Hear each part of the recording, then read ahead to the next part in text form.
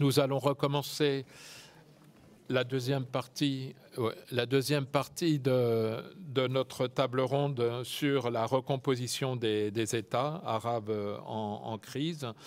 Et je vais donner la parole à Ziad Majed. Donc Ziad Majed est professeur à l'Université américaine de Paris et il va nous parler de la question qui se pose aujourd'hui avec cette grande remise en cause éventuellement du système politique moyen-oriental à travers donc la question d'Orient étant confrontée à une nouvelle question d'Orient. Voilà, je vous laisse la parole pour une vingtaine de minutes. Ok, merci bien. Mesdames, Messieurs, bonjour et je remercie les organisateurs de m'avoir invité. Je vais essayer dans ma présentation de parler un peu du contexte régional et des moments fondateurs en fait qui ont précédé les derniers événements, c'est-à-dire ce qui se passe depuis 2011. D'ailleurs, depuis 2011, les sociétés arabes, notamment celles du Levant, connaissent des mutations, des révolutions et des contre-révolutions qui bouleversent l'ordre politique ayant régné tout au long de ces 4 dernières années, de ces 4 dernières décennies. Une nouvelle donne se profile dans la région, à la fois étatique et sociétale, dont les contours se dessinent dans la violence, les déchirures et l'incertitude. Pour reprendre un peu le dernier siècle, si vous voulez, à partir de ce que Jean-Paul Choniolo avait présenté au début de notre conférence, je vais évoquer 4 moments qui ont marqué l'histoire, la géographie et donc toute la formation du Moyen-Orient et qui nous pose aujourd'hui, qui nous amène aujourd'hui à une nouvelle question d'Orient. Suite au déclin de l'Empire ottoman durant la Première Guerre mondiale, 4 moments ont marqué des tournants dans l'histoire du Proche-Orient. Le premier est celui des promesses européennes, des trahisons et des tracés frontaliers, donc 1915-1920. Ce processus avait commencé avec la correspondance entre McMahon, le commissaire britannique en Égypte, et Hussein, le shérif du Hijaz, évoquant la reconnaissance d'un royaume arabe indépendant, mais allié à Londres. Or, ce même processus s'est achevé avec les accords de Sykes-Picot, la déclaration de Balfour et les conférences de Versailles, Sèvres et San Remo. Des mandats britanniques et français, comme on l'a vu, ont été imposés dans un Levant où des frontières allaient pour la première fois déterminer les territoires des nouveaux États, où un État juif devait être établi, mais pas le royaume arabe promis à Hussein par McMahon. Donc ça, c'était le premier moment. Le second moment est celui de la création de l'État d'Israël en 1947, suivi par la première guerre israélo-arabe, 48-49, et le déplacement forcé de centaines de milliers de Palestiniens. Cette Nakba va modifier la démographie dans plusieurs territoires, déstabiliser la région et créer de nouvelles dynamiques permettant à des élites militaires de renverser les pouvoirs civils en place depuis les indépendances en Égypte, puis en Irak et en Syrie, et ça va continuer dans d'autres pays, et d'utiliser la lutte pour la Palestine comme prétexte pour instaurer des régimes autoritaires, voire despotiques. Le troisième moment est celui de la dernière guerre étatique entre les Arabes et Israël, donc entre États, puisque après cette guerre-là, ça va être du côté arabe des acteurs non étatiques. Cette guerre-là avait eu lieu en 1973. En même temps, il y a eu le boom pétrolier qui va permettre à l'Arabie saoudite d'engranger des revenus colossaux et donc d'acquérir un rôle régional important. Le quatrième moment qui va suivre est celui de la révolution iranienne en 1979 et la fondation d'une république islamique aspirant à exporter son modèle aux pays voisins à forte composante chiite. Cette même année est arrivé le djihad afghan, soutenu par les États-Unis, l'Arabie saoudite et le Pakistan dans le cadre de la guerre froide, avec l'apparition de nouveaux discours politiques radicaux au sein des courants islamistes sunnites comme chiites, financés par Riyad et Téhéran. la guerre dévastatrice irako-iranienne, la création du Hezbollah libanais en 1983, les guerres du Golfe qui vont se succéder, le 11 septembre 2001 et les invasions américaines de l'Afghanistan et de l'Irak, avec les conflits qui en ont découlé, n'ont fait qu'accélérer une confrontation, voire un processus de confrontation à grande échelle entre l'Iran et ses alliés, et les Saoudiens et leurs alliés, les paramètres confessionnels, le recours à l'histoire, surtout à la grande discorde entre musulmans au 7e siècle, et les narratifs opposés seront de puissants outils de mobilisation dans cette confrontation. Ils finiront par s'imposer comme élément non moins important que les aspects géostratégiques. Vient 2011 et le désir de changement par le bas cette fois, par les sociétés, par les nouvelles générations qui ont bousculé les régimes en place, de Tunis à Damas, en passant par le Caire, Tripoli, Sanaa et Manama. Des révolutions ont éclaté et un retour du temps politique, de l'action citoyenne et de la prise de parole ont laissé augurer une possible rupture et un espoir de voir une volonté populaire triompher face aux dictatures et aux clivages communautaires. Or, cet espoir a été de courte durée. L'année 2012 a connu à la fois des contre-révolutions dans les pays où les régimes furent déchus et une répression barbare en Syrie menant à une guerre impliquant des acteurs régionaux et internationaux. Dès lors, le conflit a pris une dimension confessionnelle que l'arrivée des combattants chiites, irakiens et libanais pro-régime Assad, et de djihadistes sunnites cherchant à s'imposer dans les régions libérées par l'opposition des forces du régime a exacerbé à partir de 2013. Dans le même temps, la scène irakienne a connu une montée fulgurante de l'État islamique en Irak et au Levant. Une organisation issue d'Al-Qaïda est active dans le centre de l'Irak depuis 2005. Plusieurs facteurs ont favorisé son expansion en Irak et la prise d'assaut de l'Est et du Nord-Est syrien. D'abord, il y a les séquelles de la dictature de Saddam Hussein, comme celle d'ailleurs en Syrie de son frère ennemi Hafez al-Assad, qui a stérilisé le champ politique et anéanti les alternatives démocratiques. Il y a ensuite la dissolution des institutions étatiques irakiennes par les Américains et la marginalisation des Arabes sunnites dans les gouvernements successifs à Bagdad, contrôlés depuis 2005 par les alliés chiites de Téhéran. En outre, le recrutement qui a grossi les rangs et l'efficacité de l'État islamique a été largement facilité par l'afflux d'importants fonds de certains réseaux, puis les impôts imposés aux sociétés contrôlées et la vente du pétrole et des antiquités dans les régions également que l'État contrôle, et l'indéniable expérience militaire de plusieurs de ses dirigeants, surtout les anciens officiers de l'armée de Saddam Hussein et de certains militants tchétchènes. La montée de l'État islamique poussa à l'exode de dizaines de milliers de Kurdes yazidis et de chrétiens irakiens. Elle entraîna une intervention militaire aérienne américaine, comme vous le savez, mais aussi iranienne. Quant à la Syrie, l'État islamique a combattu pendant 1 an l'opposition syrienne pour occuper les zones qu'elle avait libérées du régime.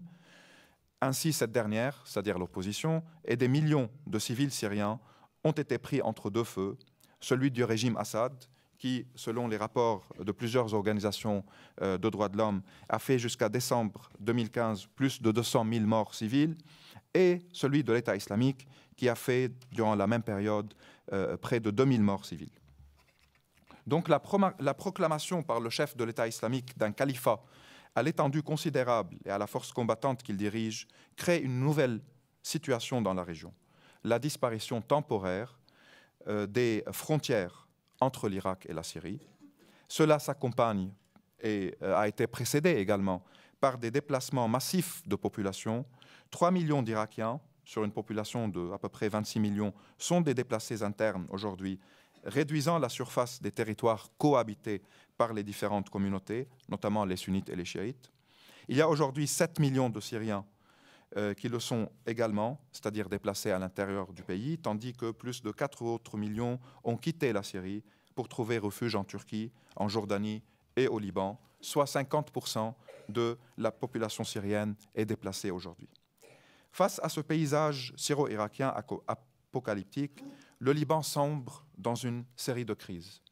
Au clivage entre sunnites et chiites libanais, se partageant les alliances avec les chrétiens et paralysant les institutions politiques du pays, s'ajoute la catastrophe humanitaire des réfugiés syriens et palestiniens qui constituent désormais un quart de la population du pays. Quant à la Jordanie, elle se trouve entourée de conflits. Les Jordaniens doivent faire face aux défis sécuritaires que pose l'État islamique sur leurs frontières avec l'Irak. Ils doivent garder un œil sur les combats au sud de la Syrie, avec une crainte également grandissante des conséquences de l'agonie du processus de paix entre Israéliens et Palestiniens et la poursuite de la politique de colonisation de Jérusalem-Est et de la Cisjordanie, de même que le projet de loi du gouvernement de Netanyahou de ne plus définir Israël comme État juif et démocratique, mais plutôt comme État national du peuple juif, n'arrange certainement pas les choses pour les 20% d'Israéliens d'origine palestinienne, donc des Palestiniens chrétiens et musulmans vivant à quelques kilomètres d'Amman. Ce scénario tragique se déroule sous les yeux d'une communauté internationale dont l'impuissance est avérée. Les Américains sous Obama s'intéressent moins au Proche-Orient, les Européens peinent à élaborer une politique étrangère commune et la Russie profite de tout cela, aspirant à réincarner un rôle impérial sans avoir véritablement les moyens, mis à part évidemment les moyens militaires qui sont en œuvre aujourd'hui en Syrie, où l'intervention russe pour sauver le régime Assad non seulement complique la donne syrienne, mais fait également des centaines de victimes civiles. Dans ce contexte, les erreurs stratégiques de vision se répètent inexorablement, privilégiant à nouveau le despotisme au risque djihadiste, alors que ce dernier n'est entre autres qu'un fruit pourri du premier. L'impasse dans laquelle se trouve le Levant laisse craindre une fragmentation et une flambée de violence encore plus importante. C'est bien une nouvelle question d'Orient qui semble interroger en vain le reste du monde. Et je conclurai avec deux points ou deux questions qui me semblent aujourd'hui extrêmement importantes. La première, c'est par rapport à l'impunité. L'impunité que beaucoup de gens au Moyen-Orient sentent que c'est plus ou moins la condition à travers laquelle le reste du monde échange avec leur région. C'est-à-dire les crimes contre l'humanité, les crimes de guerre, et on voit aujourd'hui le cas syrien surtout, peuvent passer, je ne veux pas dire inaperçus, mais peuvent ne pas avoir des conséquences directes, peuvent ne pas mener à des tribunaux internationaux si une normalisation avec les régimes est nécessaire. C'est évidemment le cas Assad. De plus en plus, on entend des gens dire qu'il faut normaliser avec le régime Assad pour faire face à l'État islamique, c'est-à-dire normaliser avec le monsieur cravaté pour faire face à des messieurs barbus, même si ce cravaté a tué 70 ou 80 fois plus qu'eux, mais tant qu'il a tué des Syriens et des Syriens seulement, cela peut ne pas compter véritablement dans les échanges et dans la question de la justice. Donc, une impunité comme celle dont le père de ce même président avait bénéficié en 82, comme l'a évoqué Salam, suite au massacre de Hama, qui sont passés inaperçus. Et le peuple syrien est resté, tout au long de ces décennies, presque un peuple invisible, un peuple dont les souffrances, dont les visages des victimes, mais aussi dont les visages des résistants n'ont pas été vus par le reste du monde. On risque de reproduire le même scénario aujourd'hui, si jamais on opte pour cette normalisation avec le régime, malgré tous les rapports de Human Rights Watch, de Amnesty International, de la Commission des droits de l'homme des Nations Unies, qui évoquent des crimes contre l'humanité, qui évoquent des populations affamées, qui évoquent des tortures et une mort à échelle industrielle dans les geôles du régime. Malgré cela, la réelle politique, parfois, ou la crainte des barbus, peut pousser certains à dire, voilà, on peut normaliser avec un tueur d'enfants, avec un criminel de guerre, pour des raisons stratégiques, pour des priorités, mais ce ne sont pas les priorités des gens de la Syrie ou du Moyen-Orient, mais pour des priorités occidentales. Et moi, je trouve que ce message est extrêmement dangereux, parce que non seulement il consolide des clivages qui montrent qu'on n'a pas les mêmes droits sur la planète, mais il renforce aussi un certain discours victimisant qui renforce les factions les plus extrémistes dans l'autre partie du monde et qui veut dire que voilà, nous sommes abandonnés, nos vies ne comptent pas, donc notre réaction, ça peut prendre parfois des formes nihilistes, comme c'est le cas dans plusieurs attentats et dans plusieurs comportements et agissements politiques. Donc je pense que la question de l'impunité doit être centrale, sinon on est en train de dire à une grande partie des populations du Moyen-Orient que leur vie ne compte pas de la même manière et que la justice et les valeurs universelles se dissouent ou se diluent dès qu'elles touchent la mer Méditerranéenne, ou d'ailleurs des centaines de réfugiés sont en train de mourir chaque 3 à 4 mois en essayant de quitter ces zones-là où la mort ravage les sociétés pour arriver en Europe. Donc ça, c'est la première chose. La deuxième chose, c'est la question de la justice et de la paix. Il n'est pas suffisant aujourd'hui, et on a plusieurs expériences également dans la région, d'imposer des accords ou d'imposer des négociations, comme c'est le cas aujourd'hui à Genève, comme ce fut le cas pendant très longtemps entre Israéliens et Palestiniens, où on a l'impression que le but des négociations, c'est de négocier. Et ce n'est pas d'arriver à des solutions concrètes et à une certaine forme de justice qui pourrait créer la stabilité et qui pourrait tourner les pages des conflits. On est en train de négocier pour négocier. En même temps, l'aviation russe bombarde et les Russes même veulent intervenir dans la nomination des opposants et qui doit faire partie de la délégation, qui ne doit pas faire partie. Il y a des acteurs occidentaux qui sont là, qui disent qu'ils encouragent une solution, mais rien n'est fait concrètement pour aboutir à cette solution-là. Donc on rentre dans un processus de négociation qui n'arrête pas les conflits et qui n'arrête pas les combats, qui n'arrête pas le sang non plus, mais qui devient en soi une fin. Et ça, je pense également que c'est assez dangereux parce qu'il donne l'impression que les négociations, c'est juste une affaire esthétique pour les Nations Unies, pour certains acteurs internationaux, et non pas une volonté pour établir une certaine justice qui tournerait la page de toutes les barbaries dans le Moyen-Orient aujourd'hui, celle des régimes en place depuis des décennies, comme celle d'acteurs émergents qui n'hésitent pas à décapiter et qui présentent également la violence d'une manière spectaculaire, d'une manière sensationnelle, qui attire les médias et qui peut cacher, et qui cache d'ailleurs, d'autres victimes qui tombent chaque jour en Syrie, comme en Irak, comme au Yémen, sous les bombes et sous des armes un peu plus modernes. Et donc, leurs victimes deviennent invisibles, d'où l'importance, encore une fois, de mettre fin à l'impunité qui a régné dans cette région et de mettre fin à l'injustice également, sous différentes manières. Je ne pense pas qu'on va avoir des solutions justes à tous les conflits, mais un minimum de justice qui pourrait permettre peut-être l'élaboration de projets politiques, d'alternatives politiques différentes de tout ce qui existe maintenant. Je vous remercie.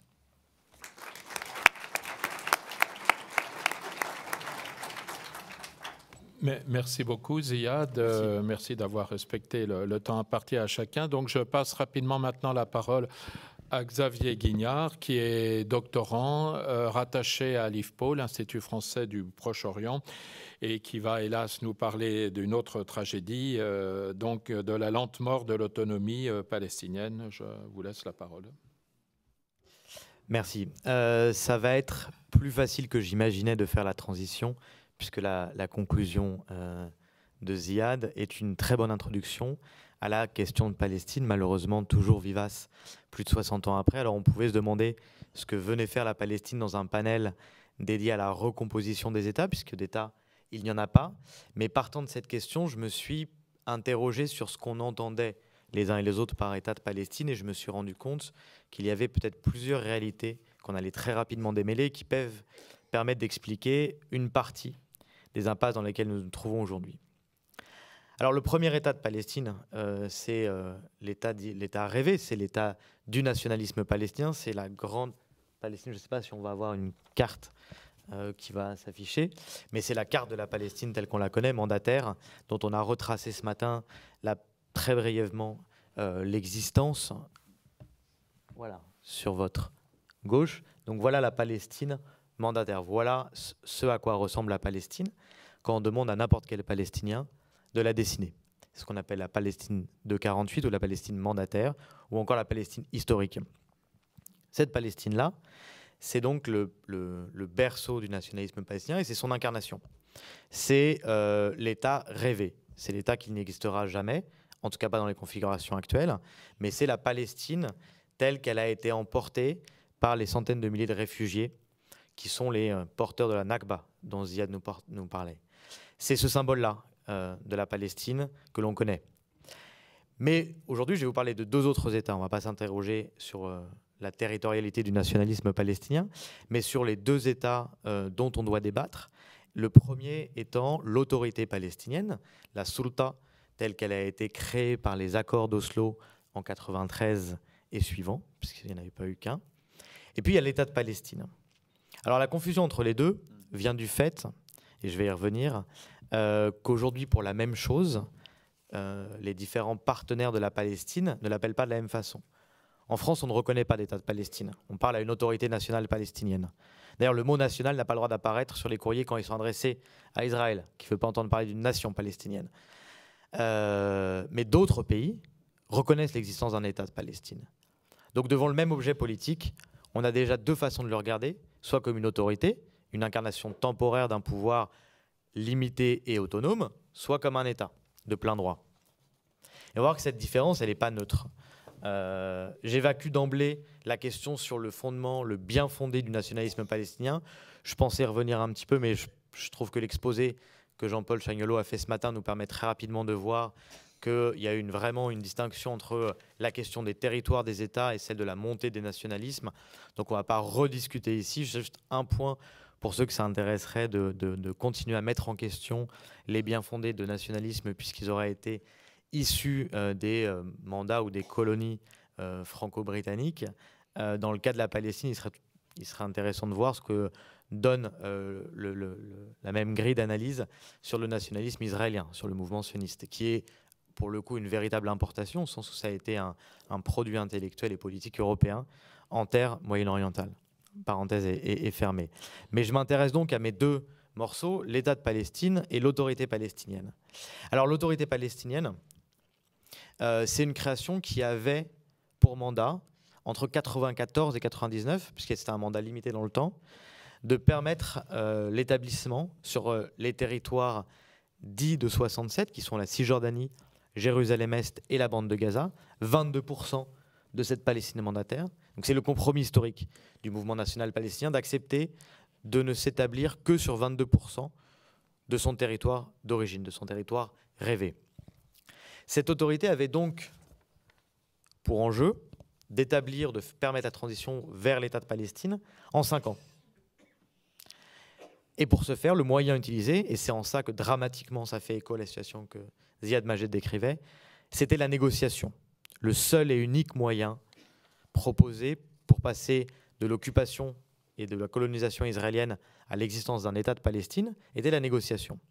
À l'ORE 99, on devait discuter ce qu'on appelle les questions permanentes, donc réfugiés, Jérusalem, l'accès à l'eau, les frontières, les colonies. Rien que ça. 93-94 a juste permis de mettre en place une architecture. Et c'est là que je vois une différence de perception, puisqu'aujourd'hui, on a une autorité palestinienne qui, à bien des égards, ressemble plus à un État que beaucoup d'autres États. Elle en a en tout cas toutes les apparences. Elle a des ministères, elle a des ministres, elle a des sous-commissions, elle en a même beaucoup.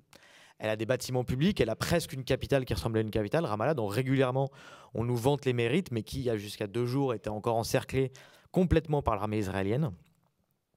Voilà, donc on a une autorité qui, de loin, ressemble quelque part à un État, certes un peu fragile, certes un peu faible, mais un État finalement pas moins vivant, pas moins vivace que beaucoup d'États de, par exemple, l'Afrique subsaharienne. Et c'est un regard très trompeur que celui-là, qui nous fait dire que finalement, c'est qu'une question de consistance de l'autorité palestinienne qui la sépare encore d'un État palestinien. Puisque c'est cette idée qui motive depuis 1993, ou surtout depuis le début de la seconde intifada en 2000, les rapports qu'entretiennent avec cette autorité nombre de pays, dont le nôtre, qui cherchent à le consolider. Alors qu'est-ce que ça veut dire consolider un État ? Ça veut dire continuer à investir de l'argent pour payer ses fonctionnaires, puisqu'aujourd'hui la Palestine ne pourrait payer ses fonctionnaires. C'est un tiers des familles de la Cisjordanie qui vivent grâce au salaire du fonctionnariat palestinien. c'est lui permettre de développer tout un tas de programmes qui lui fait ressembler à un État. On va lui permettre d'avoir un système fiscal à peu près performant. On va lui permettre d'avoir des routes. Mais ces routes, par exemple, quand elles sont dessinées par USAID, respectent le tracé d'un autre système de routes au même endroit, en Cisjordanie, qui est celui des routes des colons. En Palestine, la meilleure métaphore qu'on puisse employer pour comprendre le système routier est une occupation en 3 dimensions. Les routes se croisent, mais elles ne se voient pas. Elles passent l'une en dessous de l'autre par des systèmes de tunnels et de ponts. Bref, en Cisjordanie, on a 2 États. On a un embryon d'État palestinien, puis on a une extension de l'État d'Israël qui s'appelle Judée et Samarie chez eux. Voilà à quoi ressemble notre autorité palestinienne quand on la regarde, à un proto-État qu'il suffirait de renforcer, à qui il suffirait de donner les attributs. Peut-être un jour une monnaie, pour l'instant un système fiscal, une armée, hors de question. Et là on arrive à la distinction. Pourquoi une armée hors de question? Parce que les Israéliens n'en veulent pas. Pourquoi? Parce que cette armée pourrait servir à créer une barrière étanche entre la violence des colonies et de l'armée israélienne et puis la population palestinienne. Une diplomatie, pourquoi pas? Si elle sert le jeu des négociations. Une diplomatie qui va à la Cour pénale internationale, la minute où ça a été acté, la Grande-Bretagne, qui était l'un des piliers de la construction du département des négociations porté par l'actuel secrétaire général de l'OLP, Saeb Erekat, a retiré sa substantielle participation à la construction de l'effort, à l'effort de la construction d'une diplomatie palestinienne. Et voilà, là, on touche avec la diplomatie, la sécurité, le début de mon raisonnement sur il y a une différence fondamentale entre un État et une autorité, et qu'on ne regardera pas, qu'on n'observera pas en regardant à quoi ressemble cette autorité, mais à quoi elle sert. Et c'est là où je refais écho avec ce que disait Ziad. Un État, et on peut en débattre longtemps à partir du cas palestinien, c'est pas tant dans sa morphologie qu'on peut le comprendre, mais dans son rapport avec ses citoyens. Or, en Palestine, il n'y a pas de citoyens palestiniens. Il y a très longtemps, un intellectuel qui se définit comme juif palestinien, Yuri Savir, avait écrit un très bel article qui s'intéressait à comprendre la question de la citoyenneté dans cette région. Et il faisait appel à 2 concepts en arabe. Le premier de jinsiya, qui est ce qu'il appelle la citoyenneté passeport, la citoyenneté nationalité, le simple fait de pouvoir se revendiquer d'une appartenance. Et puis, muwatana, la citoyenneté d'exercice, la citoyenneté démocratique. Alors voilà, aujourd'hui, la distinction que je vais faire entre la sulta et Daoula palestinienne, c'est celle de leur capacité à produire du citoyen palestinien. Dans le premier cas, on n'a pas de citoyen palestinien. Aujourd'hui, c'est Israël qui détermine si un enfant peut être enregistré, peut avoir son numéro national palestinien. Compétence première d'un État de pouvoir définir qui sont ses sujets de droit. Là, l'autorité palestinienne ne l'a pas, et personne ne s'en offusque. Et c'est le début de tout un tas de limites qu'on pose à l'exercice de son pouvoir, à qui on essaie de donner toutes les parures ou tous les vêtements d'un corps étatique, mais qui n'en a absolument pas la substance. L'État de Palestine pourrait, dans un monde rêvé, déterminer qui sont ses citoyens, au sein desquels on pourrait évidemment penser à inclure tous les réfugiés, et notamment de façon criante et urgente, ceux de Syrie et ceux du Liban. La Palestine n'en a absolument pas les moyens.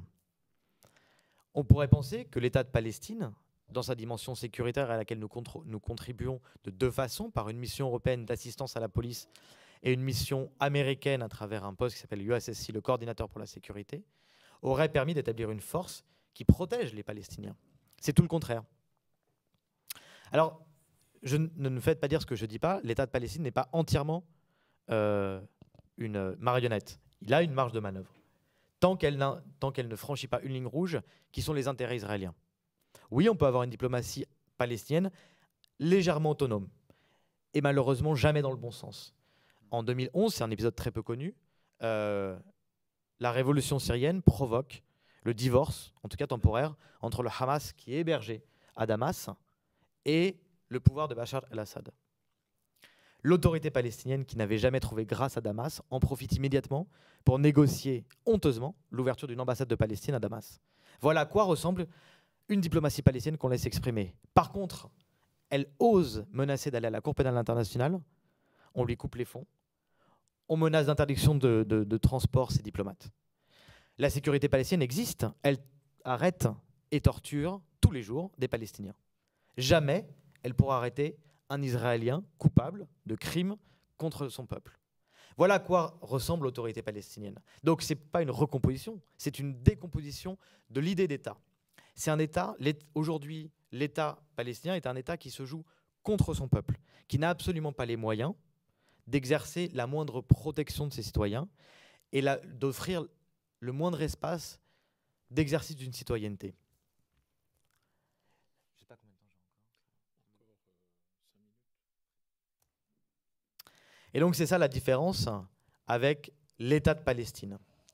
Alors cette différence, elle n'est pas que théorique. Hein. J'aurais voulu, si on avait eu beaucoup plus de temps, amener la discussion sur le pourquoi, les contraintes qu'on identifie de ce que c'est que l'autorité palestinienne et pourquoi ça ne peut nécessairement produire que de l'autoritarisme. Donc je vais passer tout ce raisonnement théorique, mais je vais revenir rapidement aux faits. Donc aujourd'hui, l'autorité palestinienne, qu'est-ce que c'est? C'est un président dont le mandat est périmé depuis 7 ans. C'est un parlement qui ne peut pas se réunir pour 2 raisons. La première, c'est qu'une grande partie de ses membres élus en 2006 ont été arrêtés par Israël. Et la deuxième, c'est que le peuple palestinien, en 2006, qu'on l'accepte, qu'on le soutienne politiquement ou non, a voté assez majoritairement pour le Hamas, qui représentait à ce moment-là une alternative à la corruption et au laisser-faire du Fatah. Quelle a été la première décision des bailleurs de fonds, comme on les appelle, qui, sous d'autres plumes, serait la communauté internationale?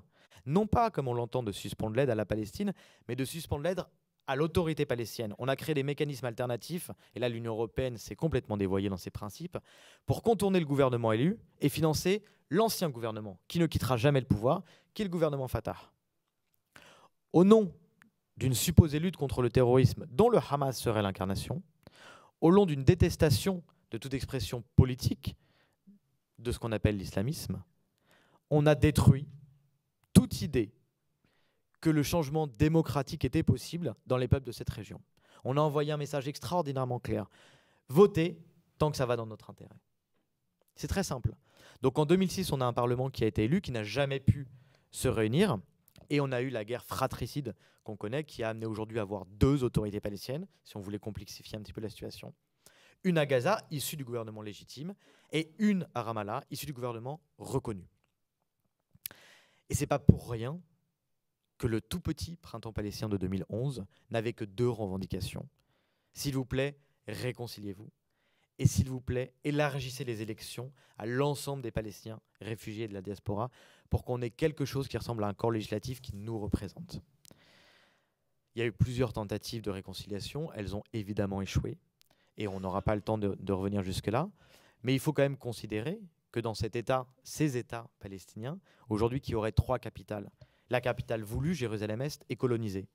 La capitale de l'ancien gouvernement, Gaza, est assiégée. Et la capitale actuelle de l'autorité palestinienne, Ramallah, est entourée, ceinte de checkpoints et de colonies. Et il a fallu une demi-heure à l'armée israélienne vendredi dernier pour la fermer et empêcher tout Palestinien d'en sortir ou d'en rentrer. Voilà l'état à peu près actuel de ce qu'on appelle, très brillamment, l'autorité palestinienne. Alors on a 2 pistes devant nous. Et je pense que je vais me joindre au concert des pessimistes de ce matin. Quand il est question de régler la question de Palestine, il est entendu, et on ne discutera pas ça, que la question de Palestine se pense à travers l'établissement d'un État palestinien. Il n'y a pas d'autre solution envisagée pour l'instant. Alors cet État, on a 2 pistes qui se dressent devant nous. Soit on poursuit celle qui est engagée depuis Oslo, à savoir on essaie de construire quelque chose qui ressemble au plus près à un État, mais on le vide de sa substance. Et ça répond à la question que Ziad Klo, un ancien négociateur, posait dans son livre. Il n'y aura pas d'État palestinien. Et on a envie de répondre, heureusement, dans cette forme-là. Parce que ça serait tout sauf un État. Ça serait abaisser tellement l'idée qu'on se fait d'un État qui rejoindrait enfin ce qui est acceptable aux yeux des Israéliens. C'est-à-dire un État vide de sens. Et puis on a une autre piste, celle de se dire quels sont les droits que l'on entend offrir aux Palestiniens, et partant de là, à quoi devrait ressembler le chapeau politique qui les garantirait. Et là, on arrive à une toute autre réflexion sur à quoi doit ressembler l'État de Palestine. L'État de Palestine devrait pouvoir décider qui sont ses citoyens. Dans l'État de Palestine, dans son territoire, qui aujourd'hui encore ne sont pas plus que les 22% demandés, on devrait pouvoir voir revenir ceux des réfugiés qu'il demande. Dans l'État de Palestine, on devrait pouvoir avoir aucune implantation, colonie israélienne. Et enfin, dans l'État de Palestine, on pourrait imaginer un gouvernement qui siège enfin dans la capitale qui demande et que le monde entier le reconnaît, qui est Jérusalem-Est. Voilà un petit peu ce que produit le fait de démêler ces deux approches. L'une qui cherche à offrir ce qui ressemble de plus près à un État, et l'autre qui ressemble à offrir quelque chose qui ressemble de plus près à une garantie de droit minimum. Il n'est pas question de demander plus pour les Palestiniens que ce qu'on octroie ailleurs. Il est simplement question de leur dire que s'ils doivent avoir un État, il leur permettra de jouir des mêmes droits qu'ailleurs sur la planète on peut y jouir. Et là, je rejoins cette conclusion qui veut qu'on imagine que tout ce qu'on pense à l'est de la Méditerranée est une sorte de laboratoire d'idées, toujours abracadabrantesque. Et la grande leçon de 2011, et qui, c'est pas prémonitoire, c'est ce qu'on voit aujourd'hui en Palestine, est présente, c'est que oui, on a de l'autoritarisme dans cette région, mais non, ça ne marche pas. Ce n'est jamais une solution pérenne. Aujourd'hui, imaginez qu'une autorité palestinienne avec des moyens renforcés contre sa population, parce que c'est la pente qu'elle prend, permettra de maintenir un statu quo. 2011 nous dit, si ce n'est pas déjà clair, ça ne marche pas. L'autoritarisme, ça tient un temps, mais ça ne marche pas. Ce n'est pas une solution pérenne. La solution pérenne aujourd'hui, c'est de travailler à garantir dans un espace politique donné et sous une forme politique à déterminer, qu'on appellera un jour l'État de Palestine, un certain nombre de droits des Palestiniens. Et à partir de là, on aura quelque chose effectivement qui ressemble à une solution. Et aujourd'hui, on prend le chemin absolument inverse. Voilà, c'est la touche de pessimisme qui va bien avec la question de Palestine, mais qui me semblait importante, non pas de mettre pour la forme, mais parce que je pense qu'elle nous agite cette différence fondamentale entre ces deux pistes que je vois se dresser devant nous, et qui sont d'autant plus vibrantes que notre diplomatie vient de réannoncer son engagement à tenir une conférence de paix pour trouver une solution. Pourquoi pas ? Ça sera certainement la 100e conférence avortée de paix sur cette région. Mais la question qui se pose, c'est oui, un État palestinien, s'ils le veulent, mais encore faut-il qu'on se mette d'accord sur ce qu'on y met. Et aujourd'hui, je pense qu'il y a un divorce de plus en plus profond entre ce que le peuple palestinien voudrait y mettre et de ce que ses représentants et leurs supporters veulent y mettre. Voilà, j'espère que j'ai respecté le temps imparti.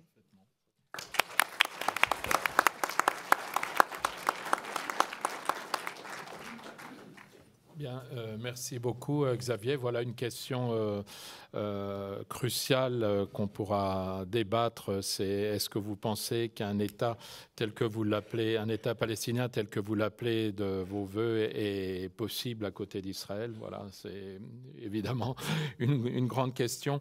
Donc je passe la parole aujourd'hui et maintenant à Virginie Colombier, chercheuse au Centre Robert Schuman d'études avancées de l'Institut universitaire européen de Florence. Et là, nous migrons vers la Libye, puisque Virginie va nous parler d'une éventuelle impossibilité de se réconcilier dans la Libye de l'après-Kadhafi. Voilà, merci. Merci Pierre-Jean, merci à tous, bonjour. Je vais effectivement essayer de parler de Libye. Et initialement, je ne voulais pas apporter une note particulièrement pessimiste à cette intervention. Et initialement, j'avais mis un point d'interrogation à mon titre. Libye et Libyens après Kadhafi, une réconciliation impossible, avec un point d'interrogation, qui a malicieusement disparu du pré-programme que j'ai reçu. Donc j'ai insisté pour le rajouter. Il a été rajouté, je vous remercie. Donc voilà. Et donc justement, l'idée essentielle de cette intervention, dans le contexte actuel qui est aussi fait de négociations et de médiations pour tenter de résoudre la crise libyenne, essayer de s'interroger sur est-ce que cette réconciliation est aujourd'hui possible 5 ans après la chute du régime de Kadhafi et 5 ans après une série de développements politiques et sécuritaires dans le pays. La parole qui revient le plus régulièrement quand on évoque la situation actuelle, enfin essentiellement les médias qui traitent de Libye aujourd'hui, c'est, je crois, la parole de chaos. Et je suis toujours un peu surprise parce quand on arrive encore à faire du terrain en Libye, parce qu'on met derrière ce terme de chaos. Alors il y a un certain nombre de réalités assez évidentes qui viennent à l'esprit quand on pense à la Libye aujourd'hui. La première chose, c'est une réalité qui est l'extrême fragmentation du territoire et des populations qui sont aujourd'hui placées sous le contrôle de groupes armés ou de milices qui ont souvent une assise extrêmement locale, que ce soit une assise tribale, une appartenance à une ville ou une appartenance à une communauté, souvent donc une dimension très locale. Le deuxième facteur, le deuxième point très important, c'est l'absence, la disparition ou l'effondrement, si on peut parler de l'existence préalable, d'un État central et d'institutions qui permettraient de gouverner le pays et qui auraient la légitimité de le faire. Donc il y a deux aspects. Il y a une capacité et une légitimité à exercer un contrôle sur le territoire et sur les populations. La troisième caractéristique, c'est une situation d'insécurité croissante qui n'a cessé en fait d'empirer depuis, disons, le début de l'année 2012, mais qui s'est particulièrement accentuée en 2014, 2015 et jusqu'à aujourd'hui, avec une multiplication de groupes armés divers. On pourrait faire une sorte de typologie en fait des groupes armés, parce que souvent on parle de groupes armés et de milices un peu indistinctement en Libye. Or, il y a tout un tas de groupes armés différents qui, là aussi, jouissent d'une légitimité différente et qui interviennent sur le terrain de manière différente.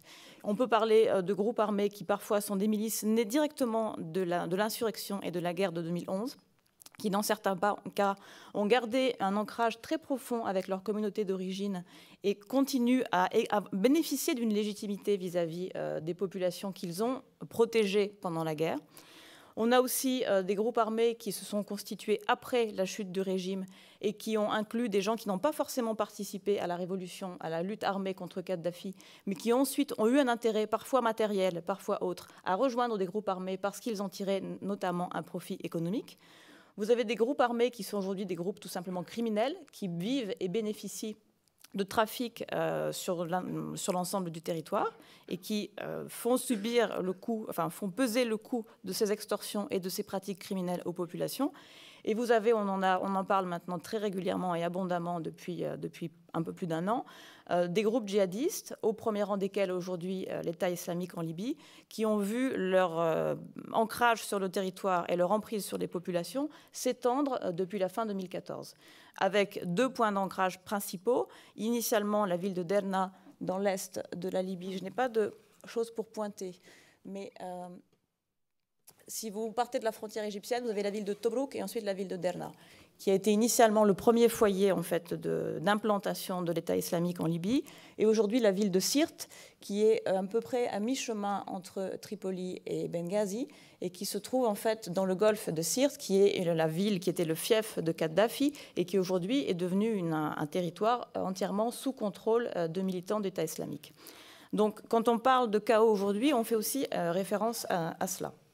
C'est ajouté, en particulier depuis l'été 2014, une situation de blocage politique et institutionnel qui a été le résultat en fait, de différentes séquences électorales.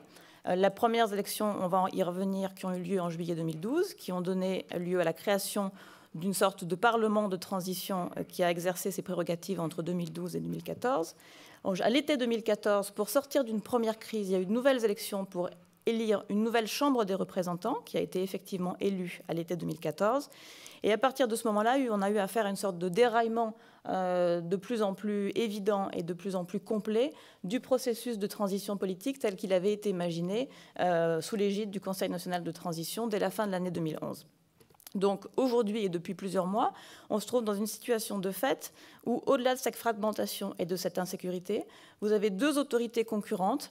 L'une basée à Tripoli, donc la capitale officielle de Libye, et qui regroupe le congrès général élu en 2012, en juillet 2012, qui a formé son propre gouvernement. Vous avez une deuxième autorité concurrente qui est l'émanation des élections de juillet 2014 et qui donc comprend la Chambre des représentants basée à Tobruk et le gouvernement basé à Beïda, qui, jusqu'à il y a très peu de temps, ces deux institutions-là, le gouvernement de Beïda et le Parlement de Tobruk, étaient les autorités officiellement reconnues par la communauté internationale sur le principe, sur le fondement du fait qu'ils avaient été les autorités légitimement élues dans un processus d'élection normal qui s'était déroulé dans des conditions contestables sur un certain nombre d'aspects, mais qui malgré tout avaient été reconnus comme tels. Du fait de l'absence de reconnaissance de ce nouveau corps politique par l'ancien Parlement et toute une série de processus politiques, je ne veux pas rentrer dans le détail maintenant, on a en fait un processus qui a totalement déraillé et on a abouti à une division de facto entre ces deux autorités concurrentes qui ont essayé de maintenir leur contrôle sur un certain nombre d'institutions qui, dans les faits, n'y sont pas beaucoup parvenues et qui, surtout, n'ont pas un contrôle réel sur le territoire et sur les populations, ou qui ont un contrôle très limité sur le territoire et sur les populations. Donc ça, c'est un des points extrêmement importants, c'est que vous avez aujourd'hui, et c'est le processus, c'est la situation à laquelle les médiateurs des Nations Unies ont essayé de répondre depuis maintenant plus d'1 an, de réconcilier et de sortir en fait de cette situation de blocage institutionnel en réunifiant les institutions politiques nouvelles de la Libye post-Kadhafi. Et donc vous avez au moins depuis la fin de l'année 2014 et toute l'année 2015 a été marquée par un processus de dialogue politique mené sous l'égide des Nations Unies, tentant de réconcilier dans un premier temps des membres de l'ancien Congrès général et des membres de la Chambre des représentants pour essayer d'aboutir à la formation d'un nouveau gouvernement qui serait un gouvernement unifié et reconnu et considéré comme légitime par la communauté internationale. Ce processus n'a toujours pas abouti. Il y en a eu un certain nombre de développements récents. Il y a quelques semaines, maintenant 3 semaines, on a eu finalement, les médiateurs onusiens sont parvenus à faire signer un texte d'accord politique entre les différentes parties. Le dialogue, au fil de l'année 2015, s'est élargi pour ne pas inclure seulement des représentants des deux parlements, mais des représentants de diverses communautés, de diverses municipalités, et également pour inclure petit à petit un volet sécuritaire au dialogue. Donc le processus de négociation a un peu changé de nature, s'est élargi. À ce jour, on est dans une situation dans laquelle un texte d'accord a été officiellement signé à la fin du mois de décembre, si je ne me trompe pas dans la chronologie. Mais aujourd'hui, son application est encore suspendue à l'approbation par la Chambre des représentants de Tobrouk et à la formation d'un gouvernement d'accord national. Une première proposition a été faite il y a une dizaine de jours. Cette proposition de gouvernement d'union nationale a été refusée par la Chambre des représentants. Donc on est toujours dans un processus de négociation qui se poursuit. Ça, c'est le cadre général. Et il faut ajouter à ça une sorte de maintenant d'ambiance générale qui pose la question réellement, dans ce contexte de division, de fragmentation et d'insécurité croissante, qu'est-ce qu'il en est de l'unité du pays. Et de plus en plus souvent, on entend parler d'une possible division du pays. Alors on entend plusieurs scénarios où il y a plusieurs pistes qui sont souvent évoquées. L'idée d'une division Est-Ouest, simplement, qui serait un peu basée sur cette division entre les deux autorités concurrentes qui se partagent au moins en parole le pays. Une troisième option, qui est souvent évoquée aussi, c'est une sorte de retour aux 3 provinces ottomanes, qui sont la Tripolitaine à l'ouest, la Cyrénaïque à l'est et la zone du Fezzan, qui était sous occupation militaire française, dans le sud. Ça, c'est une deuxième option qui revient régulièrement. Et plus récemment, on a entendu, et certains médias arabes aussi ont relayé un peu cette idée-là, d'une fragmentation encore plus grande et d'une division encore plus grande du pays, avec l'idée de création ou d'un État amazigh. Donc un État berbère qui regrouperait les populations qui sont situées en fait dans la partie la plus à l'ouest de la Libye, dans la zone en particulier du Djebel Nefoussa, toute cette zone entre la frontière tunisienne et Tripoli en fait, qui regroupe une majorité de la population amazigh de Libye. Donc dans ce contexte-là très général, la question se pose de la recomposition, de la décomposition de l'État libyen après 2011. La Libye telle qu'elle existait depuis 1951, date de la première constitution, ou depuis 1963, fin du système fédéral, est-ce qu'elle est aujourd'hui, est-ce que ça a encore un sens de parler de cette Libye-là? Et j'aimerais en fait parler, en lien direct avec cette question-là, de la question de la médiation et du processus politique qui a été engagé, et du processus de transition politique qui a été engagé depuis 2011. Je crois que les défis et les difficultés de l'après-2011 ont été très largement sous-estimés de manière générale, tant par les Libyens eux-mêmes que par les membres de la communauté internationale qui ont directement mené la guerre de 2011. Et que pour beaucoup d'acteurs, intérieurs et extérieurs, une fois la Libye débarrassée de Kadhafi, les choses allaient de toute façon automatiquement beaucoup mieux. Parce que le pays est unifié en termes ethniques, religieux, qu'il bénéficie de ressources, en particulier en pétrole et en gaz naturel, extrêmement importantes, et que finalement les choses allaient aller pour le mieux. La transition a déraillé, comme je l'ai rappelé brièvement, mais je ne pense pas que c'était un scénario inévitable et qu'il était forcément indiqué dès 2011 qu'on irait, ou que la Libye irait dans cette direction-là. Et mon argument, en fait, principal, c'est que si la question du dialogue et de la réconciliation avait été privilégiée beaucoup plus tôt dans le processus de transition, au lieu de privilégier avant tout et essentiellement un processus électoral qui induit donc une compétition très forte en communauté, on aurait pu peut-être favoriser ou mettre la Libye sur une trajectoire un peu différente. Les principaux obstacles en fait, qui ont marqué cette phase de transition et qui aujourd'hui menacent, je crois, l'intégrité de l'État libyen, c'est le débat qui a agité les élites politiques libyennes dès 2011 entre est-ce qu'il faut favoriser la légitimité du nouvel État et des nouvelles institutions politiques et donc aller le plus rapidement possible vers des élections, donc demander aux Libyens de choisir en sortant de l'épisode de guerre sortir de la phase Conseil national de transition et le plus rapidement possible élire des représentants qui auront donc une légitimité venue de ces élections-là, ou est-ce qu'il faut entrer dans une phase qui privilégierait la stabilité et qui donc laisserait peut-être perdurer des institutions provisoires non élues pendant quelque temps, mais qui laisserait aux Libyens et à ces nouvelles institutions le temps de se créer et de se mettre en ordre de marche. Après un certain nombre de débats entre différents groupes politiques libyens, le choix a été fait d'organiser rapidement des élections dès l'été 2012. Et c'est donc ce processus-là qui a été choisi. Et je crois fondamentalement qu'une des premières difficultés ou des premières erreurs majeures qui a été faite, c'est ce choix-là, de privilégier des élections rapides, parce qu'elles ont en fait entrer le pays et les Libyens de manière générale dans une phase de compétition extrêmement rapide, extrêmement accrue, sans avoir d'institutions suffisamment solides qui permettaient de canaliser cette compétition-là, et en oubliant surtout des éléments majeurs, qui étaient de sous-estimer fondamentalement les divisions qui étaient au cœur de la société libyenne. Divisions qui étaient le résultat en fait de plusieurs choses. Tout d'abord, les effets de la manière dont Kadhafi et son régime ont gouverné le pays pendant 40 ans. En privilégiant des formes de division, d'opposition des communautés les unes contre les autres, avec un système très centralisé, mais qui en fait a plus ou moins mis en pratique la formule du diviser pour régner, et qui a du coup monté des communautés les unes contre les autres. Et ce qui faisait lien, entre guillemets, c'était cette capacité d'un acteur central à tenir l'ensemble, à maîtriser aussi par des aspects sécuritaires et aussi simplement par la redistribution. Et le facteur pétrolier, le facteur revenu est quelque chose qui, dans la constitution et la formation de l'État libyen, a joué un rôle central. Dès la période de la découverte du pétrole, ce qui d'ailleurs a ensuite a eu tout un tas d'impacts sur le système politique libyen. Comment est-ce qu'on construit l'État pour pouvoir redistribuer les ressources?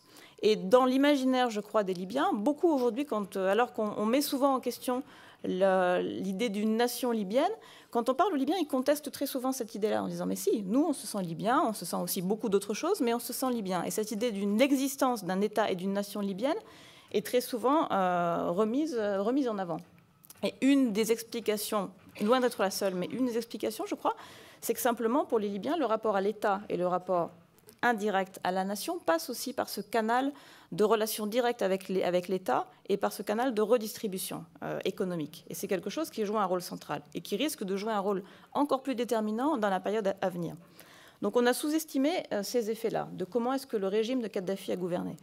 On a sous-estimé le fait qu'à la différence de ce qui a pu se passer en Tunisie ou en Égypte, la révolution libyenne ou le soulèvement initial de 2011 s'est très rapidement militarisé, qu'on a eu ensuite très rapidement une intervention militaire étrangère et qu'on a ensuite eu une troisième phase qui a été une phase de guerre civile.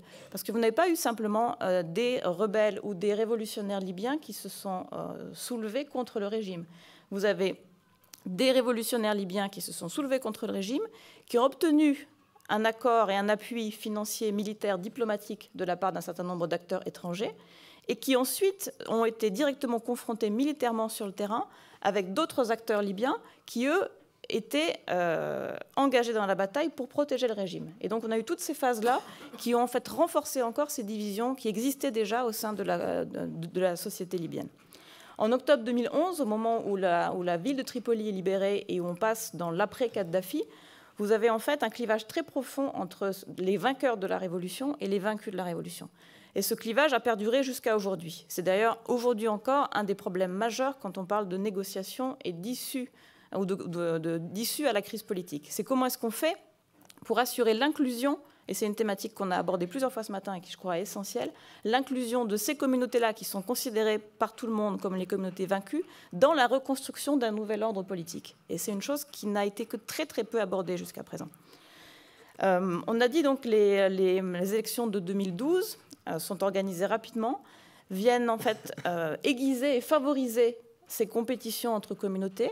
Alors quand je parle de communautés, ce n'est pas seulement de tribus, comme on parle souvent en Libye. Souvent dans l'imaginaire collectif, on parle de Libye, donc on dit c'est des guerres ou des compétitions entre tribus. Ça va au-delà de ça. D'abord parce qu'il y a des compétitions intra-tribus, mais aussi tout un tas de rivalités entre régions, entre villes, entre communautés d'une même région, entre Ouest et Ouest, comme je l'ai dit auparavant. Donc en fait, toutes ces rivalités et ces compétitions entre communautés se jouent sur différents niveaux et prennent différentes formes. Et c'est beaucoup plus compliqué que simplement une guerre des tribus entre elles.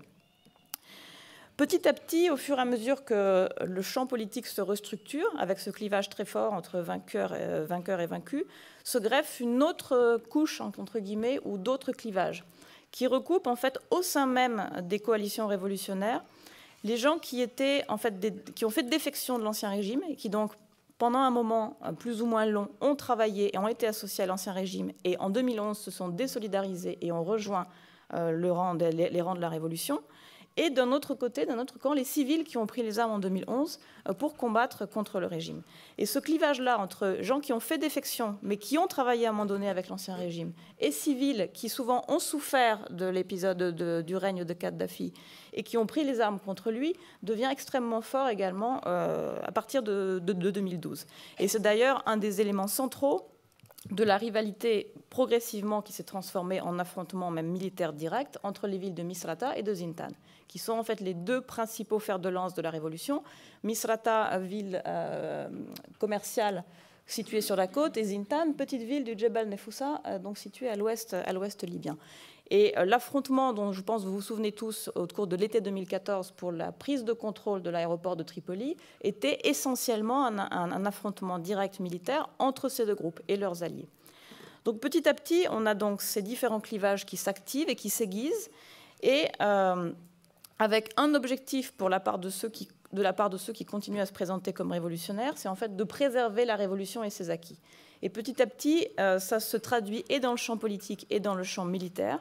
Il y a un effort militaire qui est mis en place pour essayer d'écarter des commandes des gens, ou tous les individus et groupes qui ont été associés à l'Ancien Régime, pour en quelque sorte s'assurer que la révolution va être préservée et qu'on ne va pas avoir un retour de l'ordre ancien au pouvoir. Donc ça, c'est quelque chose qui marque vraiment très vite l'organisation du champ politique, qui donne lieu en mai 2013 à l'adoption par la force, sous la menace des armes, de la loi d'exclusion politique, qui par certains aspects est assez similaire à la loi anti-Baas en Irak, et qui produit malheureusement des effets tout à fait similaires. On va y revenir si on a le temps de parler de ce qui se passe à Sirte à l'heure actuelle. Et donc, la situation, ou cette évolution du processus politique et des difficultés à reconstruire un appareil d'État et des institutions politiques se font dans un contexte où finalement il n'y a pas de véritable dialogue national qui est mis en place, encore moins bien sûr de réconciliation nationale, et dans un contexte où il n'y a pas non plus ni justice transitionnelle ni justice tout court, parce que les institutions judiciaires ont été profondément affectées par le conflit, que ce qui se passe dans l'Est libyen dès 2012 avec des assassinats ciblés de juges, d'avocats et de personnes qui travaillent dans ce milieu-là, finit encore d'affaiblir le potentiel de l'institution judiciaire.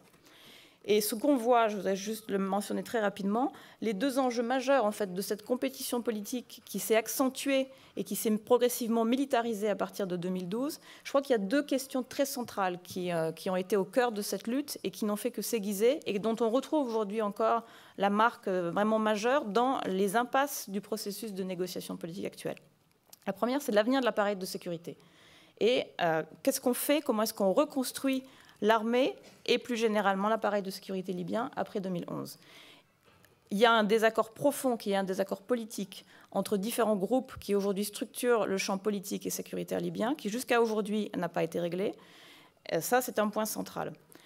Et il est aussi, bien sûr, marqué par cette division ou ce clivage que j'abordais avant entre les anciens qui ont fait défection et les civils qui ont pris les armes, évidemment. Le deuxième point, encore plus évident, c'est la question du contrôle des ressources. On sait que le territoire libyen contient à peu près au moins 38% des réserves de brut d'Afrique connues, ce qui équivaut à 2,9% des réserves mondiales. Aujourd'hui, les exportations sont à peu près au quart de ce qu'elles étaient en début 2011, mais le potentiel est là, tout le monde le sait, et c'est aussi quelque chose qui est devenu un enjeu majeur pour les acteurs sur le terrain. Il est devenu d'autant plus après l'été 2014 que quand le processus a déraillé, on est entré dans une sorte de spirale où on a l'impression que tous les acteurs, voyant que finalement il n'y a plus rien à attendre du processus politique, se précipitent pour essayer de mettre la main sur tout ce qu'ils vont pouvoir saisir.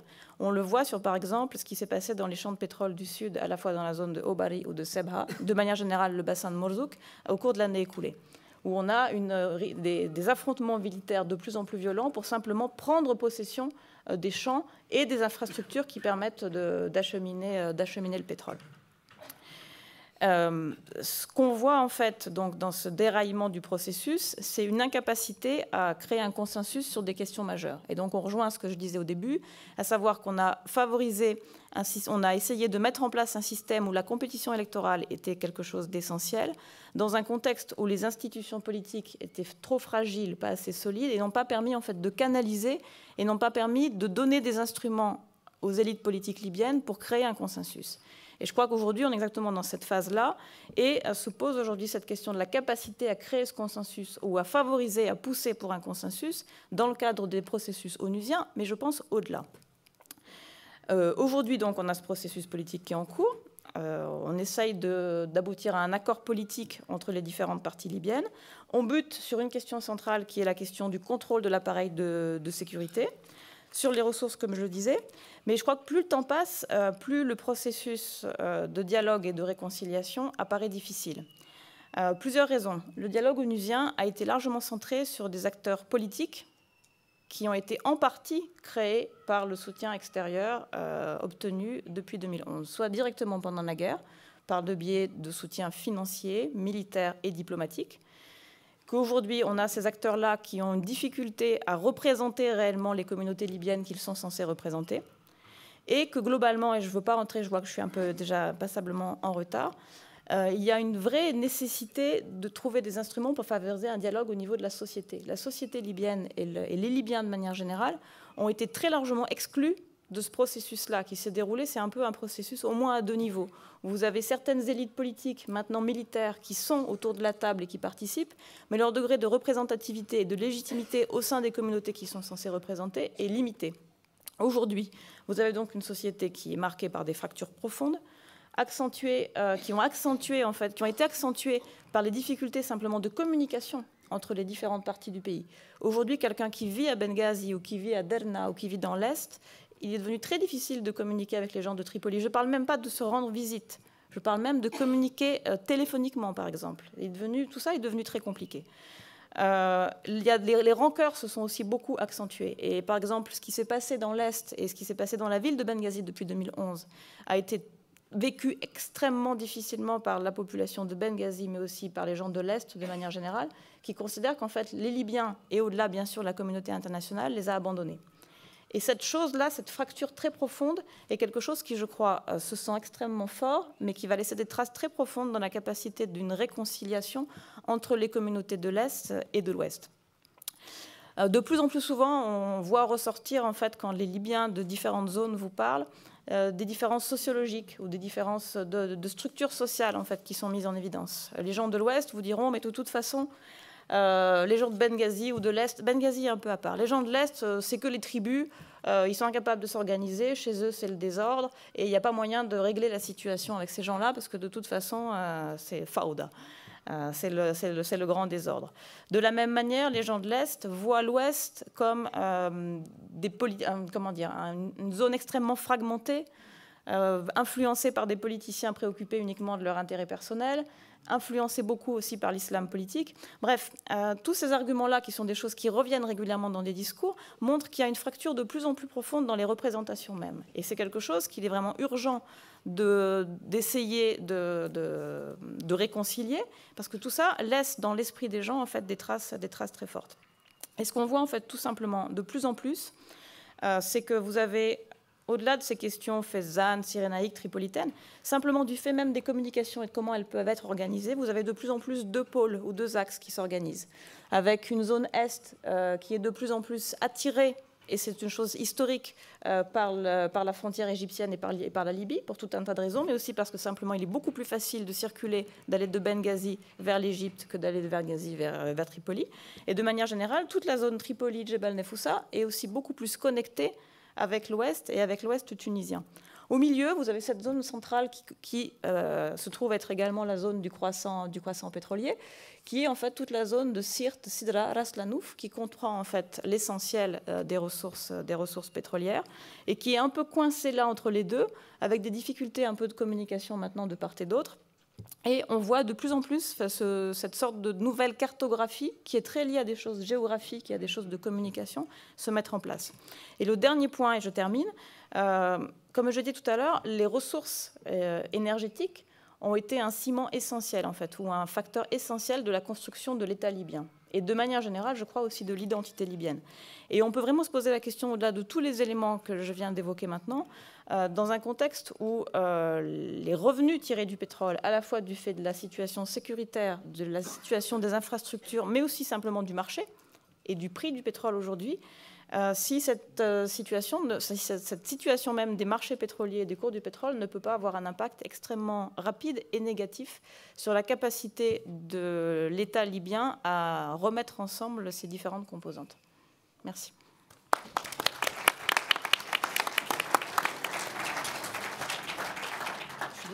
Merci beaucoup Virginie. Donc nous avons maintenant une demi-heure environ de débat animé par Jacques Hunsinger et je demande à Salam de nous rejoindre puisqu'il faisait partie des premiers intervenants.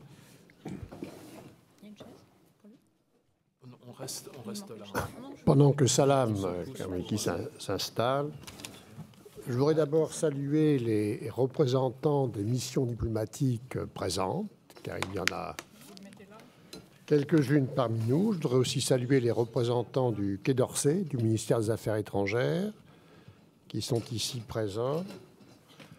Je voudrais enfin saluer la présence de l'IMA, de l'Institut du monde arabe, en la personne de Gilles Gauthier, conseiller de son président Jacques Lang. Et j'ai demandé tout de suite à Gilles de venir dire un mot, parce qu'il le souhaitait, et que nous le souhaitons. Je t'en prie.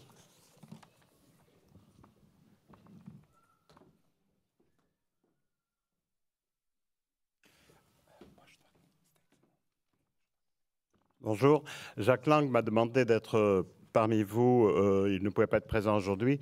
M'a demandé d'être parmi vous pour vous dire l'intérêt qu'il a porté à la réflexion qui se mène ici. Il m'a demandé de vous rappeler que nous-mêmes avions à Lima en janvier dernier intitulé 2 journées de réflexion, les renouveaux du monde arabe. Ça avait porté surtout sur les éléments sociétaux et donc et sur les éléments culturels et uniquement sur l'élément positif. Au nom de Monsieur Jacques Lang, du président de l'Institut du monde arabe, je voulais vous dire aussi que la coopération avec les Bernardins, avec l'IREMO, est pour nous quelque chose d'essentiel et que notre porte vous est ouverte, que toute initiative de votre part sera accueillie positivement. Maintenant, je voudrais vous dire un mot en tant qu'ancien ambassadeur au Yémen, vous dire que je suis ami de Laurent Bonnefoy et que je partage son analyse de la situation. Vous précisez toutefois que concernant ce qu'il a dit sur la position de l'Union européenne, il faut situer dans le temps. À l'époque où j'étais ambassadeur, jusqu'en 2009, et même pendant les 2 années qui ont précédé la Révolution, l'Union européenne était mobilisée avec peu de moyens, mais sa préoccupation principale, c'était le renforcement de l'État et le renforcement de l'État yéménite et en même temps le financement du développement. L'Arabie saoudite à l'époque, qui était celle du roi précédent, du roi Abdallah, jouait le jeu. la position actuelle, qui est de confier à l'Arabie saoudite cette politique au Yémen, n'a plus rien à voir avec la politique qui a été menée à l'époque.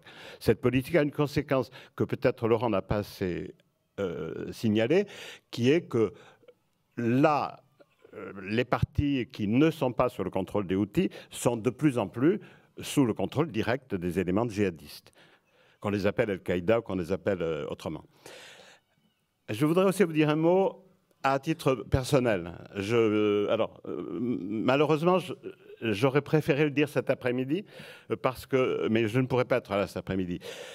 Je rentre d'Égypte où j'ai passé un mois en Égypte. J'ai rencontré des gens de toutes sortes et parmi les, notamment pas mal de militants, de jeunes militants. Et à ce sujet, je voulais dire, le titre de votre colloque est très intéressant. Moi, j'aurais répondu, mais bien sûr, vous avez eu raison de mettre un point d'interrogation. Moi, je dirais simplement le monde arabe, 2 points, rupture et renaissance. Dans le cas de l'Égypte, qui est très différent de ceux qui ont été évoqués, l'Égypte est un État qui est incontestable. Il n'y a aucun problème en Égypte de division de la société sur des bases même religieuses. Les Coptes égyptiens sont totalement égyptiens et n'ont à aucun moment remettent en cause cette unité de l'Égypte. Mais en Égypte, il y a effectivement ces 2 termes, rupture et renaissance. Alors, il y a beaucoup de gens en Égypte et ailleurs qui disent « mais cette révolution n'a rien porté ». D'abord, certains contestent qu'il y ait une révolution. D'autres disent « cette révolution n'a rien porté ». Et je trouve qu'on peut résumer tout, parce que je ne suis pas là pour prendre la parole à la place des autres, on peut résumer tout en disant ce qui se dit de plus en plus en Égypte. Oui, le gouvernement n'a pas changé, encore qu'il faudrait réfléchir, il a plutôt empiré. Oui, le gouvernement n'a pas changé, mais le peuple a changé. Et ça, c'est incontestable. Je pense que ça l'est dans presque tous les partis du monde arabe. Et le peuple a changé, et le peuple n'a plus peur, la jeunesse n'a plus peur. Actuellement, il n'y a jamais eu autant d'arrestations en Égypte que maintenant. C'est vraiment des arrestations journalières au point où il y a une anecdote, une petite caricature qui circule où on montre un prisonnier qui voit un jeune arriver qui lui dit « Toi, c'est pour les condoms ou pour les dessins ?» Et il y a un commentaire qui a été fait « Non, c'est parce que j'ai mis un like sur Facebook. » On en est actuellement à des arrestations tous azimuts. Eh bien, les jeunes n'ont plus peur. Ils sont arrêtés, torturés souvent, libérés parfois, mais ils n'ont plus peur et ils s'affrontent. Voilà, c'est tout ce que je voulais vous dire. Merci.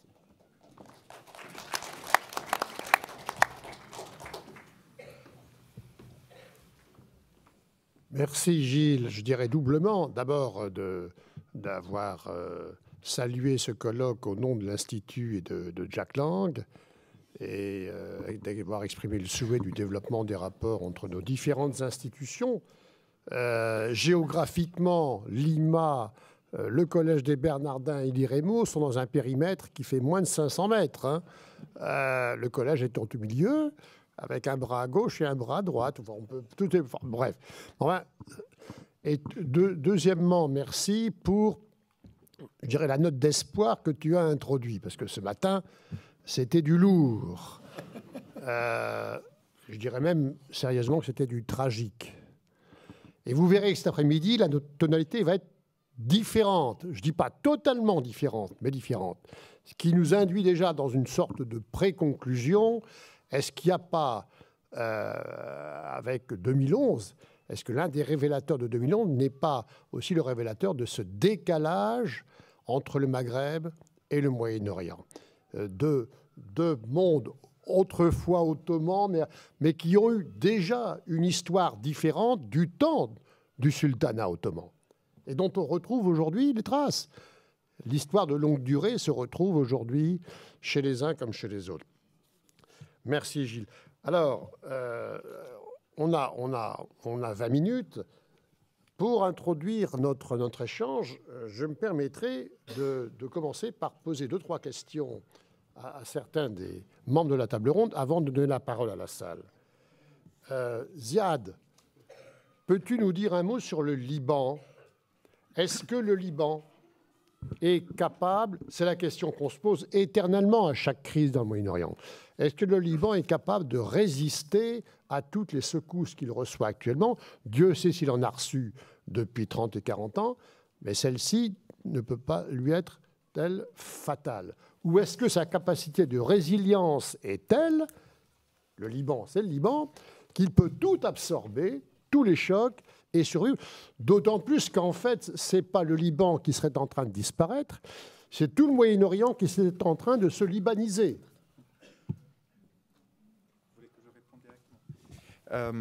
C'est difficile de répondre précisément avec un oui ou un non. Je pense que le Liban aujourd'hui quand même est en train de vivre des moments extrêmement difficiles, dans le sens où à son système qu'on appelle le système consociatif, c'est-à-dire un système qui répartit le pouvoir entre les représentants des communautés, la crise de ce système-là aujourd'hui est flagrante.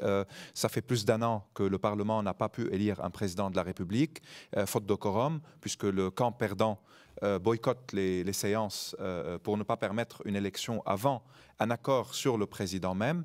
Le Parlement lui-même, son mandat est fini et les parlementaires n'ont pas pu élaborer une nouvelle loi électorale. Donc il n'y a pas eu d'élection. Et le gouvernement essaye de naviguer dans un milieu où tout est extrêmement délicat et difficile. Donc il y a la crise du système politique d'un côté. Il y a la question sécuritaire qui est très importante, puisque Hezbollah, qui est un parti politique libanais légitime chez la communauté chiite, est aujourd'hui en Syrie en train de combattre dans les rangs du régime Assad pour des considérations et des priorités auxquelles beaucoup de Libanais n'adhèrent pas, et cela crée beaucoup de tensions sunnites, chiites, mais également des tensions sécuritaires avec une grande partie des Syriens. Puis il y a, avec ce point-là, c'est le fait que l'État libanais ne monopolise pas la violence, ne monopolise pas les armes dans le pays. Puis il y a la question des réfugiés, qui est évidemment un grand défi, un défi humanitaire premièrement, parce que ce sont 1,2 million réfugiés syriens qui s'ajoutent aux 400 000 ou aux 350 000 réfugiés palestiniens présents dans le pays depuis 1949. Donc une grande population de réfugiés sur un pays de 4,5 millions, ça fait plus d'un quart, imaginez 20 millions de réfugiés en France, avec l'économie qui stagne, donc beaucoup de défis. Mais je pense que la fatigue de la guerre civile libanaise même crée déjà des mécanismes de résistance à une possible confrontation armée dans le pays.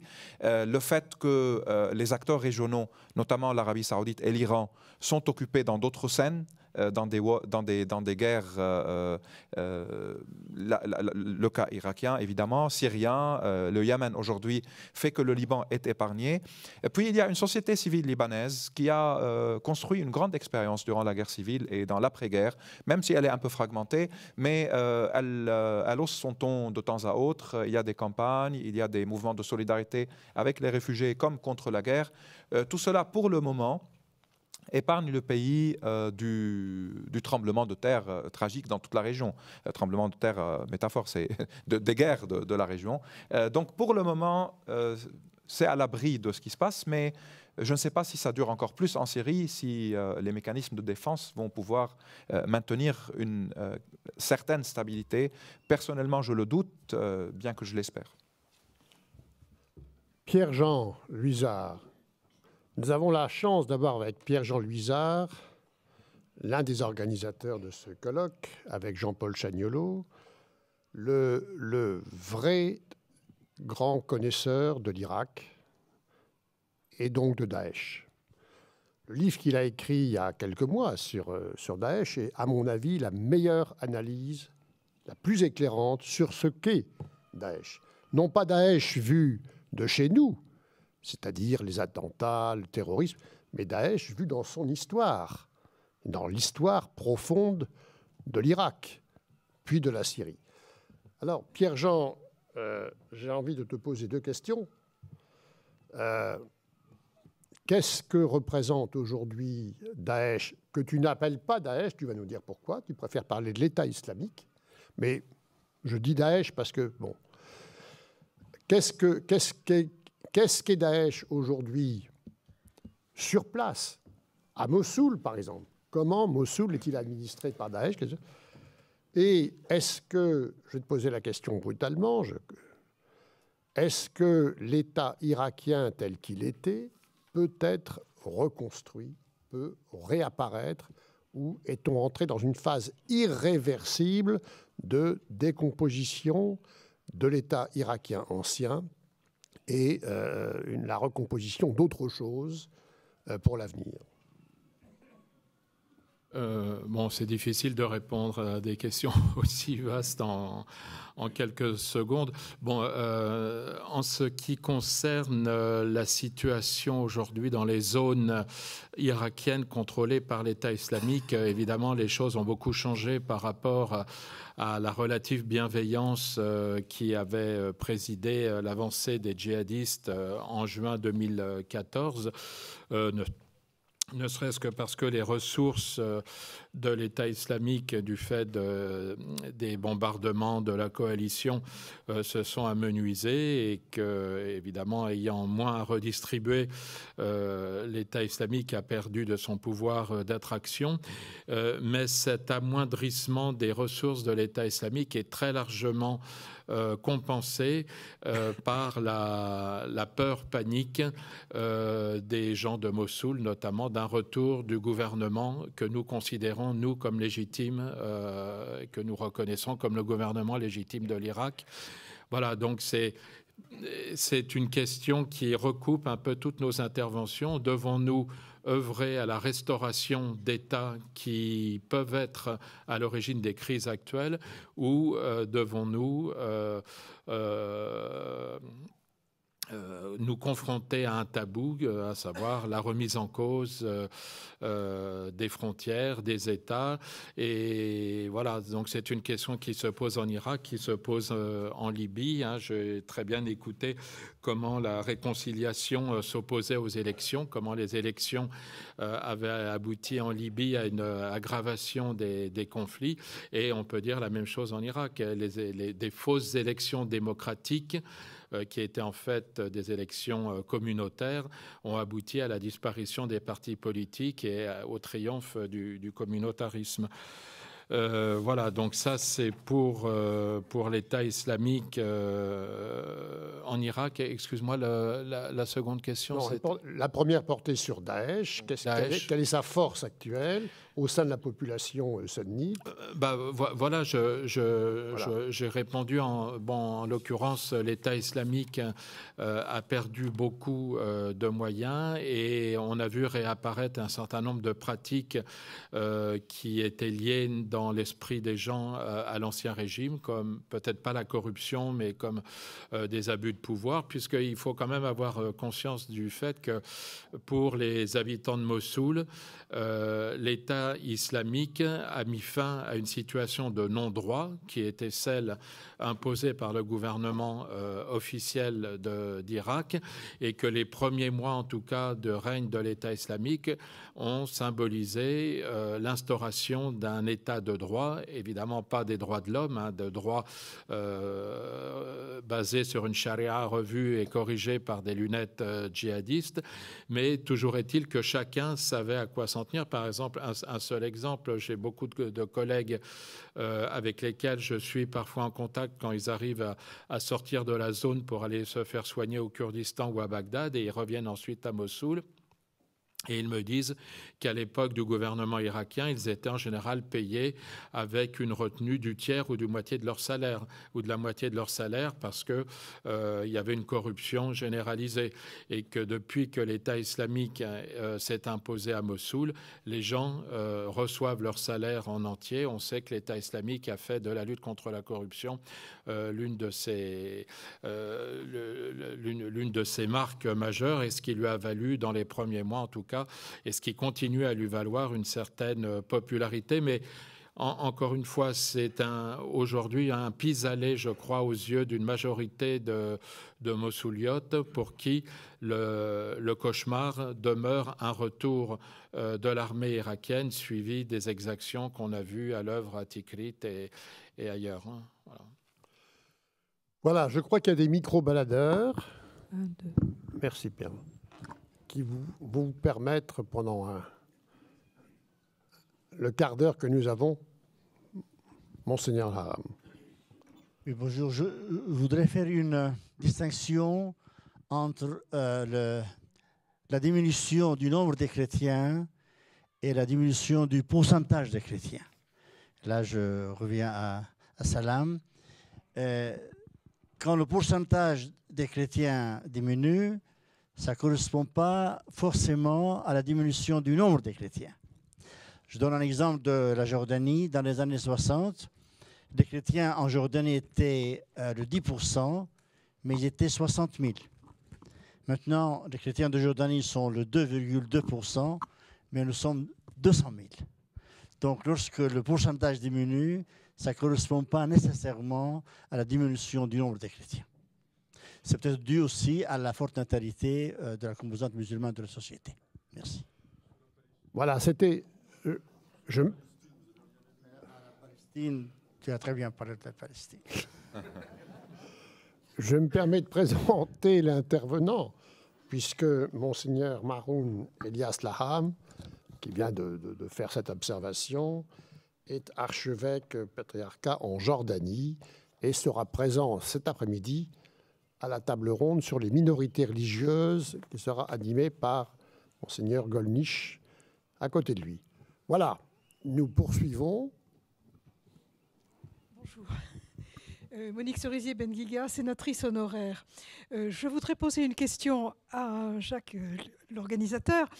Comme Jean-Paul Chagnolot n'est pas là, nous ne pouvons pas savoir où trouver les cartes qu'il a fait projeter pendant son exposé. Or, je trouve que ces cartes et son exposé nous permettent à nous de comprendre comment notre histoire est intimement liée à l'histoire des peuples qui souffrent actuellement d'une guerre généralisée et vraiment terrifiante.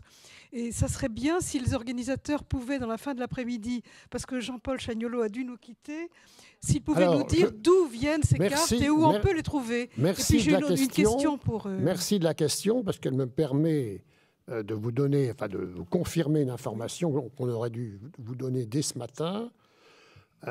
Vous avez en bas, à la librairie du collège, tout un rayon consacré aux ouvrages écrits et publications des différents intervenants, y compris celle de Jean-Paul Chagnolot.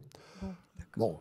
Or, ces cartes se trouvent, Pierre-Jean, tu me corrigeras, dans l'atlas qui vient de paraître, édité par Jean-Paul Chagnolot avec un autre auteur. Voilà, avec Pierre Blanc. Donc Jean-Paul Chagnolot et Pierre Blanc, Atlas du Moyen-Orient, édition autrement, dont toutes les cartes sont tirées. Merci. Excusez-moi, moi je dois partir chercher mon fils de l'école, donc je suis vraiment désolé, j'aurais souhaité rester pour tous les échanges et les discussions et pour l'après-midi. Et je vous remercie encore toutes et tous. Merci. Merci Ziad. Voilà, d'autres... C'était juste aussi demander à Salem Kawakibi, qui nous a permis de comprendre à quel point le sort des Syriens aujourd'hui avait dépendu de décisions politiques françaises des années de la Première Guerre mondiale, quand même nous donner, s'il pouvait, une lueur d'espoir en nous parlant des forces de résilience de la société syrienne et en particulier de tous ces Syriens qui trouvent aujourd'hui refuge, malgré l'impossibilité d'avoir des visas pour la France, en particulier au consulat de Beyrouth. Il y a chez eux une capacité de nous faire entrevoir peut-être un avenir pour la Syrie et pour les Syriens. Lesquels? Salam. Merci. D'abord, je réponds à Monseigneur Laham.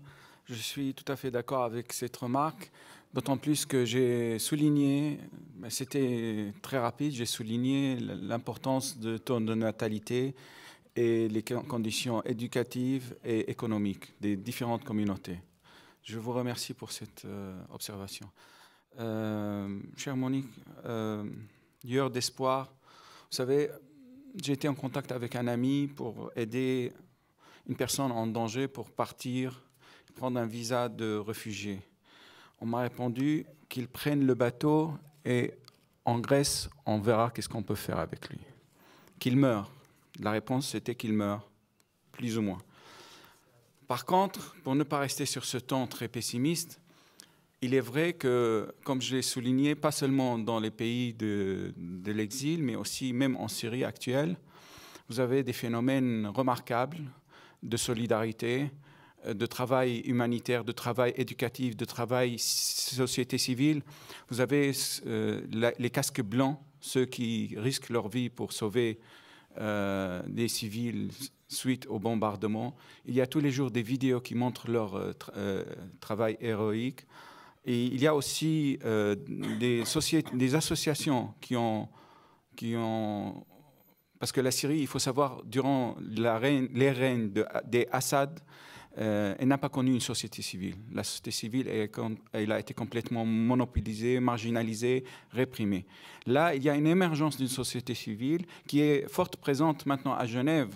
La vraie société civile, pas la fausse inventée par Dim Stura, mais la vraie société civile, elle est présente à Genève. Elle essaye de faire pression dans les négociations pour apporter des éléments de réponse à toutes les questions posées par les uns et les autres concernant les victimes, concernant la situation de destruction matérielle et immatérielle, ainsi de suite. Il y a beaucoup d'initiatives, mais comme je viens de le dire, il y a un blocage, pas seulement au niveau des visas. Vous savez, maintenant, pour verser 10 € au nom de la Syrie, votre banque bloque ce versement. On prétend aider la Syrie et on refuse le transfert de 100 € parce qu'il y a le mot Syrie dans le transfert. Par contre, on ne bloque pas le transfert des milliards d'euros qui circulent partout dans les banques en Europe et aux États-Unis des criminels de ces régimes. Alors, encore un point pessimiste. Désolé. Voilà, place encore pour une ou deux questions ou interventions. Oui. Non, c'est une question. Vous vous présentez. André Bell, inscrit à ce colloque. Quels pourraient être les paramètres d'une nouvelle politique étrangère française face à ce chaos dans les différents pays que nous avons identifiés ce matin? Parce qu'il faut bien reconnaître que cette politique parfois soulève des interrogations, voire des réactions. Les exemples que vous avez cités, la Syrie en 2012, Laurent Fabius disait que Assad devrait tomber très rapidement. Monsieur Assad est toujours là. La France a financé des mouvements d'opposition. L'opposition syrienne de 2011 n'est plus l'opposition syrienne de 2016. Nous savons très bien que, par les observateurs sur le terrain, qu'un certain nombre de membres de l'opposition ont des réseaux poreux avec des groupes djihadistes qui luttent contre le régime Assad. Donc on a financé indirectement des oppositions de type terroriste que nous condamnons en France. Prenons le Yémen. La France soutient l'Arabie saoudite dans des conditions très contestables et livre des armes qui sont utilisées pour bombarder le Yémen, dont les hôpitaux qui ont été cités ce matin. Prenons la Libye. On sait bien qu'il y a des interrogations. Certains faucons, apparemment au ministère de la Défense ou au ministère des Affaires étrangères, évoquaient déjà des interventions militaires il y a quelques mois. Or, nous voyons bien que la France a été aussi en pointe sur cette question en Libye pour une éventuelle intervention militaire. Les offensives militaires produisent ce qu'elles ont produit en Irak, en Afghanistan, c'est-à-dire le chaos. Pouvons-nous penser une autre politique, une politique uniquement de lancement de bombes? Je pense que la France a une responsabilité historique sur ce plan-là. J'avoue ma modestie. Quels sont les paramètres qu'on pourrait mettre en place pour repenser une autre politique que celle qu'ont initiée les Américains au Proche-Orient? Alors, je ne vais pas ruser avec vous, mais ça n'est pas l'objet de notre colloque. L'objet de notre colloque est de partir de la réalité locale et de l'analyser. Non. La politique étrangère française, sauf si certains intervenants, a fait l'objet, c'est pour votre information, de 2 colloques récents organisés par l'IREMO. L'un, Jean-Paul pourrait nous en parler, il n'est pas là pour le moment. L'un, il y a quelques mois au Sénat, c'était à l'automne dernier, sur quelle politique étrangère française dans la région, qui était un colloque extrêmement intéressant, très riche. Et tout récemment, l'IREMO a participé à une journée d'études également au Sénat, montée par la sénatrice Esther Benbassa, sur comment intervenir ou ne pas intervenir. Bon, Donc, si vous voulez, cette thématique de l'intervention ou de la non-intervention, de la politique de coopération, de non-coopération, et les paramètres de la politique française ont donné lieu à différents travaux tout récemment. Là, l'objet de notre colloque, tel qu'il a été défini, était l'analyse des sociétés, enfin, l'évaluation, 5 ans après les printemps arabes, de l'évolution des sociétés et surtout de la crise des États. Voilà. Mais on pourra, ce soir, peut-être dans les conclusions exprimées par les uns et par les autres, revenir là-dessus. Salam, tu veux peut-être aussi, et Virginie. Oui. La question qu'on vient d'entendre, elle est très répandue actuellement, surtout pour accuser la France ou certains politiques français d'avoir pris position aux côtés du peuple syrien, aux côtés de l'opposition syrienne, que vous considérez a subi beaucoup de changements. Et que indirectement, ce support, ce soutien, de moindre dans les paroles, parce que dans les faits, ce n'est pas la peine de donner des détails et des chiffres, a abouti aux mains des terroristes. Je suis désolé de vous dire que l'opposition politique syrienne n'a pas changé. Celle qui négocie maintenant à Genève, c'est la même qui a déclaré, qui a commencé avec la révolution, qui a même, avant la révolution, en 2005, a tendu la main au régime en lui proposant de faire des réformes à ce qu'on appelait à l'époque le printemps de Damas, qui a été suivi par des arrestations et des disparitions. L'opposition armée, qui a commencé avec des officiers de l'armée syrienne qui ont refusé de tuer leur propre peuple, bien entendu, il y a eu l'arrivée des éléments extérieurs, mais le fond de l'opposition armée est toujours le même et n'est pas terroriste. Que ce soit islamistes ou libéraux ou démocrates, ils ne sont pas des terroristes. Les terroristes en Syrie sont l'État islamique et Nosra. Les restes composants de l'opposition syrienne, armée ou civile, politique, ne sont pas des terroristes. Et pour le soutien américain, on entend parler beaucoup de soutien américain à l'opposition syrienne, mais je peux vous dire que ce soutien n'a jamais existé et n'existera jamais. Et la meilleure preuve que les Américains ont légué la question syrienne aux Russes avec leurs frappes quotidiennes. Virginie ? Simplement 2 mots pour répondre à pour donner un élément de réponse à votre question, en partant de la question centrale qui est l'analyse de l'évolution des sociétés. Je n'ai pas eu le temps de parler tout à l'heure de la situation dans la ville de Sirte, qui est aujourd'hui considérée comme le fief de l'État islamique en Libye. Or, quand on parle de réponse ou comment est-ce qu'on peut faire face à cette situation, effectivement, le discours aujourd'hui, en tout cas des responsables militaires français, est très en avant sur cette question. Et la question d'éventuelles frappes, ils ne sont pas les seuls, d'éventuelles frappes sur des positions de l'État islamique est quelque chose qui revient régulièrement. Au-delà de l'analyse de cette question strictement, il faudrait faire l'effort, ou vouloir le faire, d'analyser aujourd'hui le phénomène État islamique dans une ville comme la ville de Sirte. De quoi est-ce qu'on parle exactement? Qui sont les gens, qui sont les combattants qui aujourd'hui combattent dans la ville de Sirte, soit directement au sein de l'organisation, soit des gens qui soutiennent directement ou indirectement l'organisation. Or, quand on regarde un peu ce qui se passe à Sirte, ou du moins les informations dont on dispose, on voit qu'il y a un nombre croissant de combattants étrangers, qui pour certains arrivent des théâtres syro-irakiens, mais il y a aussi un certain nombre de gens qui viennent des communautés locales.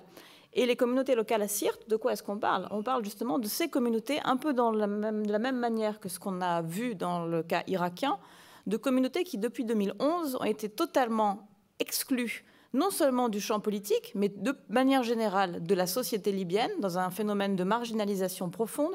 Et quand on parle de réponse donc, au phénomène EI aujourd'hui, je pense qu'il faut vraiment s'interroger sur les motivations strictement politiques de certaines communautés, de certains individus qui aujourd'hui combattent au sein de l'État islamique ou le soutiennent pour simplement non pas des facteurs ou des motivations idéologiques ou d'instrumentalisation du religieux, mais simplement parce que pour eux, ils y ont vu le canal ou le seul instrument à leur disposition aujourd'hui pour retrouver une place sur le champ politique ou pour retrouver un statut dans leur propre communauté ou dans la propre communauté nationale. Et donc il faut s'interroger très sérieusement sur le fait qu'une réponse strictement militaire à ce phénomène-là, quelles en seraient les conséquences? Et je ne suis pas du tout convaincue, voire même je suis absolument convaincue que les résultats seraient bien plus négatifs encore que la situation à laquelle on assiste aujourd'hui. Et ça, il faut vraiment faire l'effort, je pense, d'essayer d'analyser un peu plus précisément de quoi est-ce qu'on parle quand on parle, par exemple, de groupes djihadistes ou, dans le cas libyen et dans le cas de Sirte, État islamique. Voilà, je crois que les dernières réflexions, observations de Pierre-Jean et de Virginie nous montrent à quel point la complexité est présente dans tous les domaines, y compris dans l'analyse de ce qu'est l'État islamique aujourd'hui, de ce qu'est Daesh aujourd'hui. L'État islamique, Daesh, étant l'un des refuges pour les exclus, aussi bien en Irak, dans la communauté sunnite, qu'en Libye, dans la région de Sirte. Pour diverses raisons, ces exclus des différents processus, eh bien, vont aller se positionner au sein de l'État islamique pour y trouver une réponse politique, identitaire et politique. C'est un élément, évidemment, qui rend encore plus complexe l'analyse du phénomène Daesh.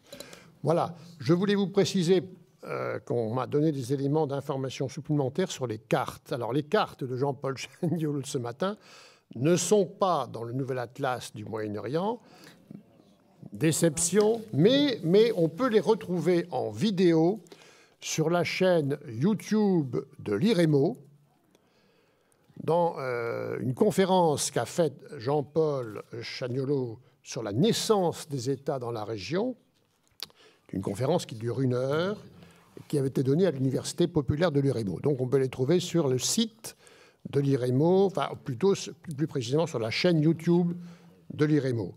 D'autre part, le colloque du Sénat qui a porté sur la politique étrangère française dans la région est un colloque qui est daté du 2 octobre. Il sera en ligne, m'a-t-on informé, également sur la chaîne YouTube de l'IREMO très prochainement, en intégralité et gratuitement. Merci